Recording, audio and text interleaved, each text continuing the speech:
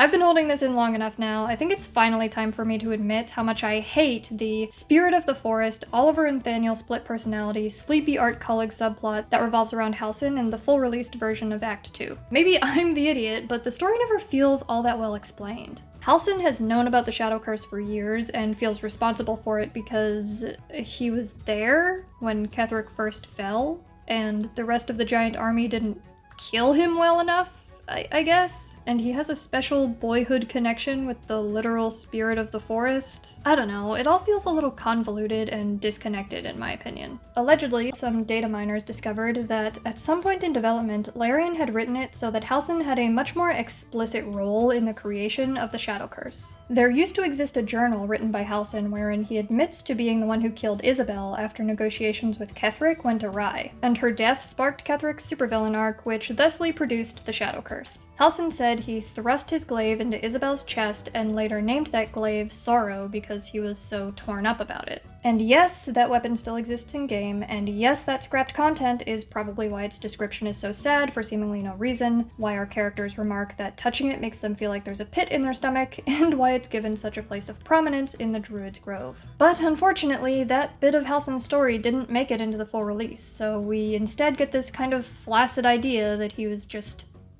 there. Additionally, the characters of Art, Thaniel, and Oliver are never properly realized. The idea that Thaniel and Oliver are simultaneously the same person and also two different people is a little awkwardly conveyed. And the way Thaniel hangs out at camp and creepily stares off into space while spouting off vaguely prophetic sounding phrases feels out of step with the tone of the rest of the game. Like, we've already got one unknowable supernatural being in camp, and he is way funnier than you, Thaniel. Art appears to be a pretty pitiable figure whose ultimate fate is to wither away and die, but we don't really get enough of him to care all that much, which is so mean, but it's true. These people are more like plot devices, and since Halsin's motivations are so muddled on top of that, the whole story just falls totally flat. This is extra disappointing since it detracts from the impact of the main plot of Act 2. Because of how strange and undefined the Thaniel plot is, the connection between it and Ketheric's hold on the land feels vague and thin and only obscures the finer details of the story. There's no visual or gameplay changes made to the map after we save Thaniel, and so